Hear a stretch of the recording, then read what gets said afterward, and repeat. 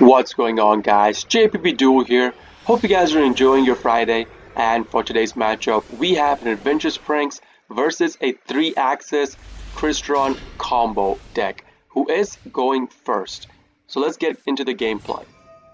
Now, in all honesty, I cannot say that this guy was playing a 3-axis Crystron combo because granted, he goes into his combo for the Crystron with the Despot 003, but I could not check out my opponent's deck list because this was a Duelist Cup match, so I'm just going to go ahead and say he's playing the 3-axis Crystron Hulk combo deck.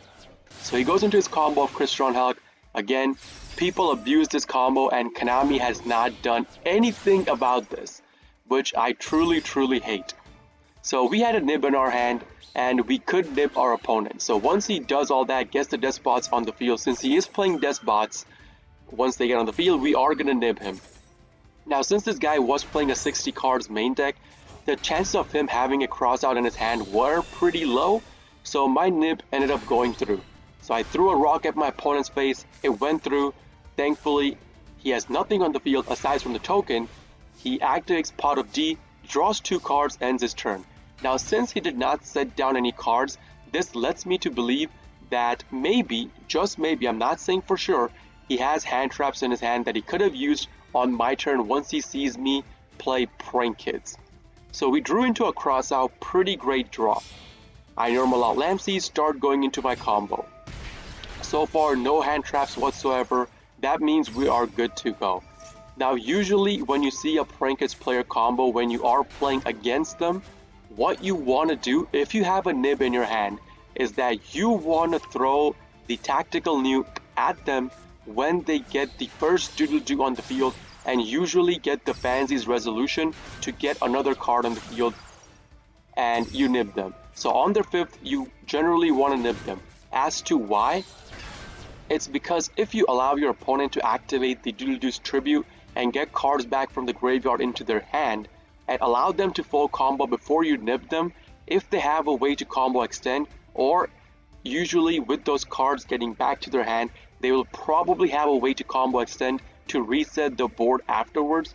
So again, generally, you want to nib them on their 5th special. Do not allow them to get the Doodle-Doo's tribute off, to get their pranks or pandemonium or place into their hand, whatever card they want to get back with the Doodle-Doo's tribute. But my opponent in this scenario nibbed me once I finished my combo. Sadly, I had no way to combo extend, so my whole board is gone anyways. But with this, we still get our Prank Kids Pranks recycle. Also, me setting down Pandemonium at this point is not a misplay. What I was thinking about at this point was that we will be getting our Prank Kids Pranks recycle at the end of our turn anyways. And we had a copy of Prank Kids Place in our hand, which I activated to draw a copy of a Prank Kids monster into my hand. So if, with this Pranks recycle, I draw into another Prank Kids monster, I would have been able to go into Weather Washer on my opponent's turn.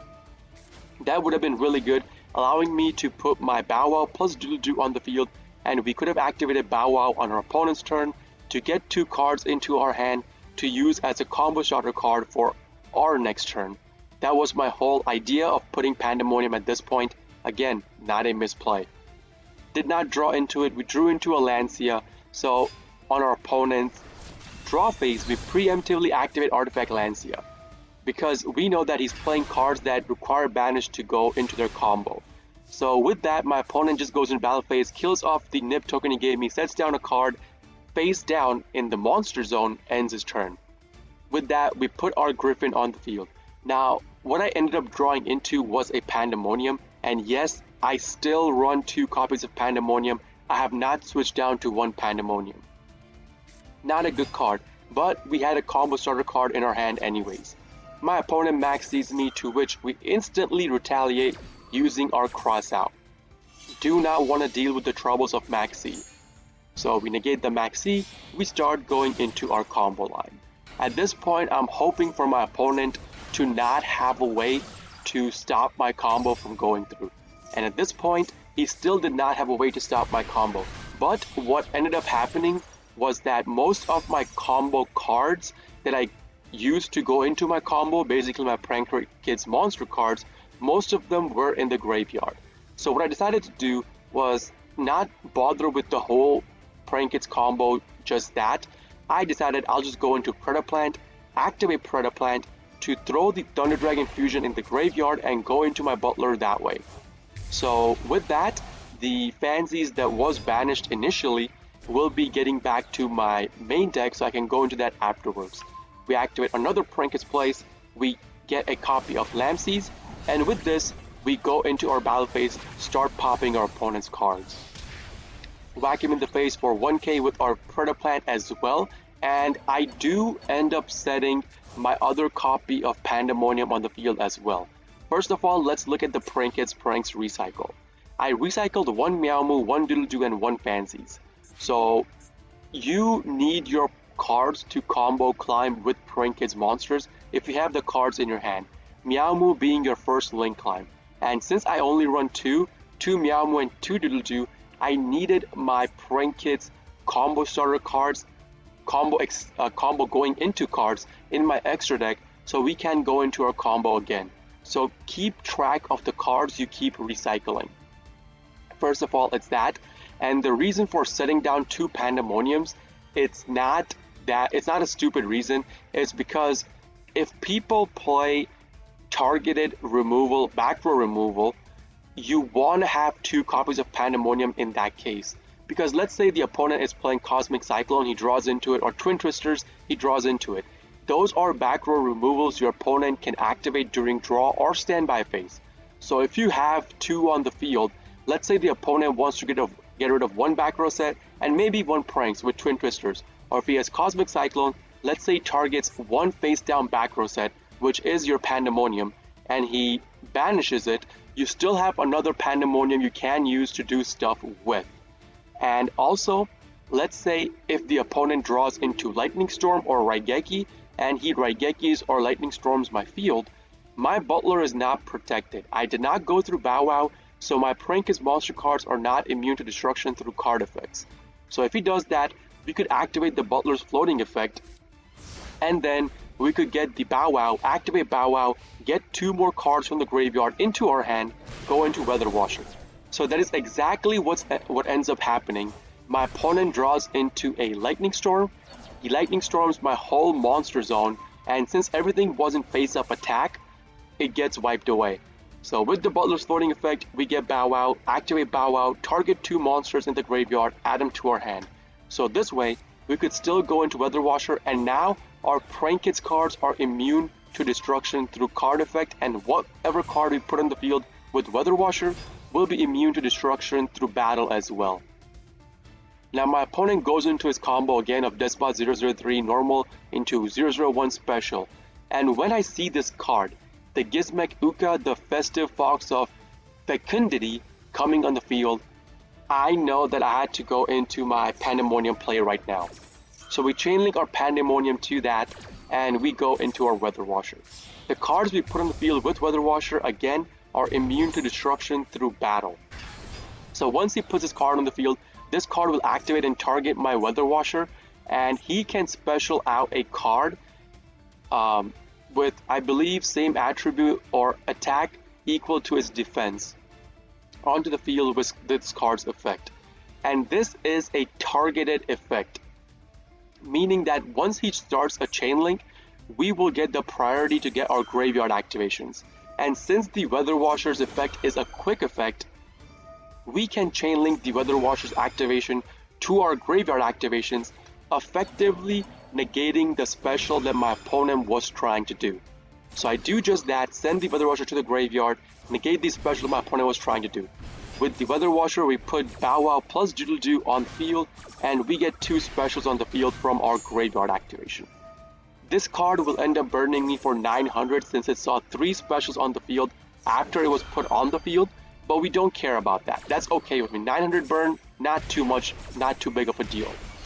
Now from here on is where it gets complicated.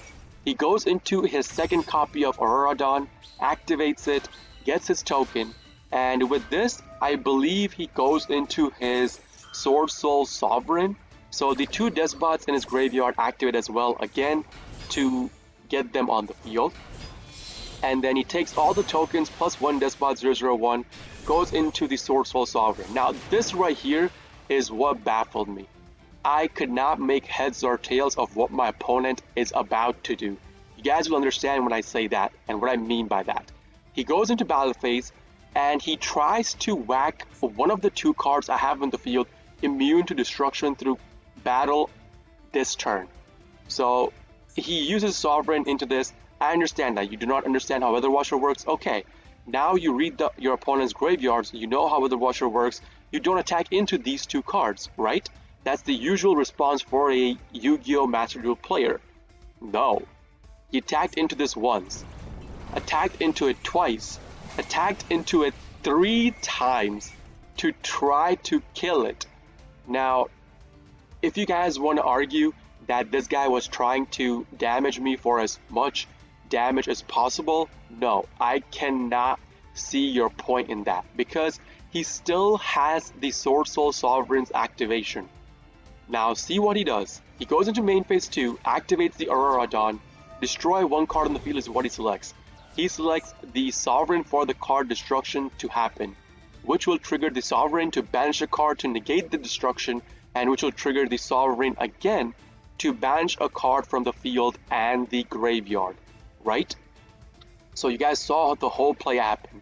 Now during battle phase, what he could have done was kill these 2 cards off and then activated Sovereign's effect to get rid of my Doodle-Doo or Bow Wow on the field. Usually, most likely you wanna banish the Doodle-Doo, that way your opponent cannot activate it on their turn. So I would have been left with just Bow Wow on the field. That would have been the most ideal play for the opponent to do, but no. He allows me to keep every single monster on the field. So he banishes my Doodle-Doo plus my Pandemonium. Now this is another really good advantage to run 2 Pandemoniums, because if your opponent thinks, like usually Prankist player only run 1 Pandemonium, and if your opponent has a way to banish the Pandemonium, they will obviously choose to banish the Pandemonium from your graveyard over any other card. Like this guy could have banished my Meowmoo because I have another Meowmoo in my extra deck to go into my combo, but still, he could have banished my Butler, he could have banished my, any other card in the graveyard. But since he decided to banish the Pandemonium, that means he wasted his banish for the Sovereign. We still have another Pandemonium we can use to make plays happen. With that, we go into our draw phase. We draw a Forbidden Droplet extremely good. This makes me think I could go for a cheeky, extremely cheeky lethal this turn. So with all the cards on the field, I go into my Boral Sword Dragon. And then I normal out my Lamseys. Activate Forbidden Droplet, throw away the Dark Ruler in my hand, and then negate the Sovereign's effect. Then I activate the Boral Sword's effect to put my Lamseys in face-up defense, so this way my Boral Sword gets 2 attack.